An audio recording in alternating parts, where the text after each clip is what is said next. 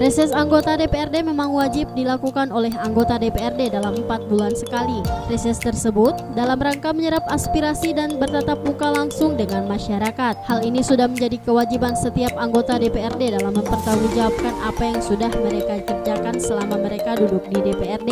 Sri Kandi asal Partai Hanura yang dipercayakan oleh rakyat untuk duduk dan mengawal aspirasi, diyakini masyarakat mampu membawa dan memperjuangkan apa yang mereka suarakan selama ini.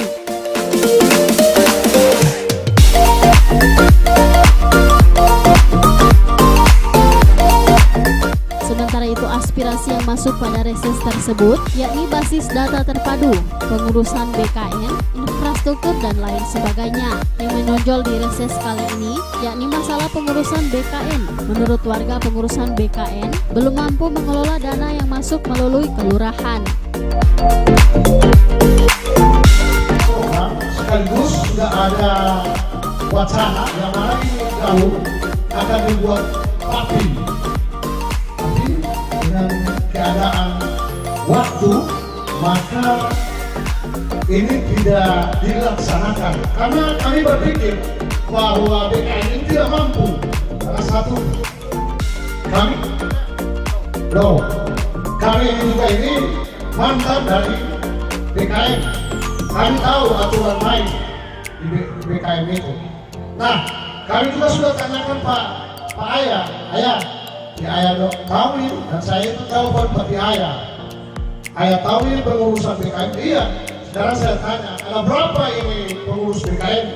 Ayah ada pikir-pikir, ada 8, ada saksi ini Bu. Karena lillahi ta'ala ini saya bicara. Tapi sangat disayangkan kalau memang betul-betul kita sebagai pemuda yang ada di kelurahan memperbaiki dan meluruskan hal-halnya mulai tembok sampai kelas 2 itu yang sangat disayangkan pada manusia. Olehnya itu saya berharap, dan ini sudah saya dengar dari awal, 35% yang sudah kembali.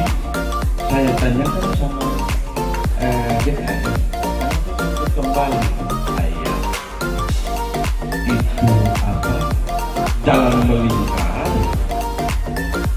bagus pertama diadakan untuk cuma dalam proses perjalanannya ada kerikil-kerikil,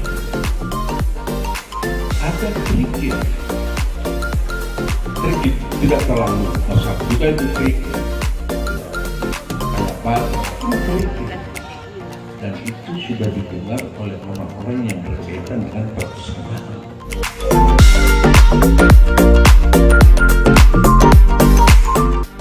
Sementara itu masyarakat sendiri meminta kepada anggota dewan agar segera menindaklanjuti permasalahan tersebut. Sementara itu anggota DPRD Hajatin Suharti Mobili USE mengatakan dari hasil reses banyak masukan dan saran yang diungkapkan oleh warga setempat. Keluhan dan saran tersebut nantinya akan dibawa ke pembahasan selanjutnya dan bersama-sama dengan anggota DPRD lainnya untuk dijadikan laporan kepada pemerintah untuk segera ditindaklanjuti. Jadi hasil reses saya pada hari ini, reses kedua bersama-sama dengan masyarakat kelurahan Biawao dan sekitarnya, banyak yang mereka harapkan kepada saya selaku anggota DPRD.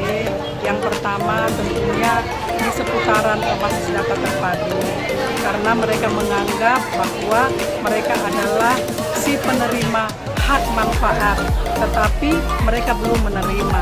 Nah, tadi saya sudah sampaikan bahwa memang kamar khusus orang miskin itu memang sudah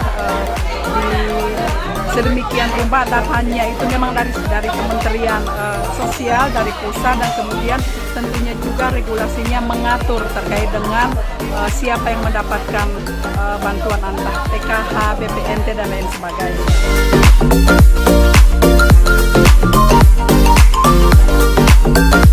Dirinya juga berharap agar masyarakat dan pemerintah bisa bersama-sama membangun kota Gorontalo lebih maju dari kota-kota yang ada di provinsi lainnya.